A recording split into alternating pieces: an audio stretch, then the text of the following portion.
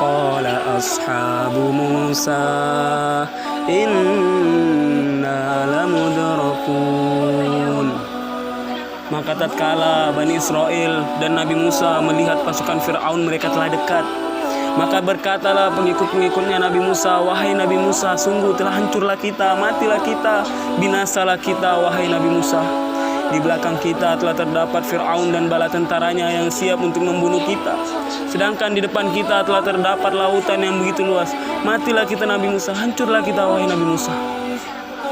Hadirin dan dimuliakan Allah Subhanahu wa taala, dalam kondisi dalam keadaan yang mencekam seperti ini hadirin, ketika Nabi Musa alaihi salam beliau berada dalam puncaknya masalah, di belakang beliau telah terdapat Fir'aun dan bala tentaranya, sedangkan di hadapan beliau telah terdapat lautan yang begitu luas. Maka apa jawaban Nabi Musa hadirin? Beliau menjawab, kalla, sekali-kali tidak. Inna ma'aya rabbi, sesungguhnya bersamaku Tuhanku. Sekali-kali tidak, sesungguhnya Fir'aun yang kuat, Fir'aun yang tentaranya banyak itu tidak bisa mendatangkan mudarat, dan lautan yang luas ini juga tidak bisa mendatangkan mudarat. Sekali-kali yang hanya bisa mendatangkan mudarat hanyalah Allah Subhanahu wa taala. Inna ma'aya rabbi, sesungguhnya bersamaku Tuhanku. Saya yahdin, pasti dia akan memberikanku kepadaku petunjuk. Maka ketika itu juga hadirin, Allah Subhanahu wa taala mewahyukan kepada Nabi Musa alaihissalam agar beliau menghentakkan tongkat beliau ini ke lautan. Maka seketika itu pula hadirin, ketika beliau menghentakkan tongkat beliau ke lautan, lautan yang luas tadi terbelah menjadi dua. Inilah hadirin pertolongan Allah kepada orang-orang yang beriman. Bagaimana dengan Nabi Ibrahim alaihissalam? Ketika beliau hendak dilemparkan ke dalam kobaran api yang begitu besar, yang mana besarnya kobaran api tersebut dikatakan apabila api tersebut hidup sampai 40 hari hadirin, maka itu tidak akan padam-padam hadirin. Maka ketika beliau hendak dilemparkan ke dalam kobaran api, turunlah dua orang malaikat, yakni malaikat hujan dan malaikat angin. Maka malaikat hujan berkata kepada Nabi Ibrahim alaihissalam, wahai Nabi Ibrahim, Khalilullah, Rasulullah, mintalah kepadaku agar aku padamkan api ini dengan anginku. Beliau hanya diam.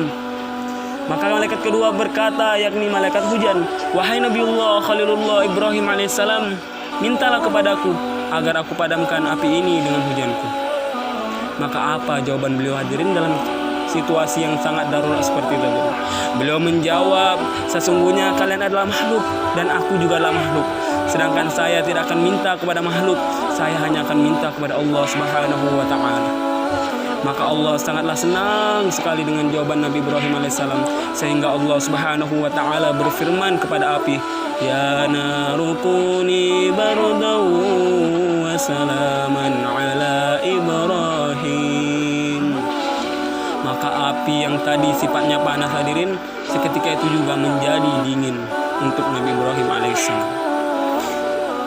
Begitu pula dengan Nabi Yunus alaihissalam, ketika beliau berada di dalam kegelapan lautan, beliau berada di dalam kegelapan malam, berada di dalam kegelapan perut seekor ikan hadirin. Beliau mengajarkan kepada kita bagaimana jika kita ini punya masalah, kita ini tawajuh hanya kepada Allah Subhanahu wa ta'ala.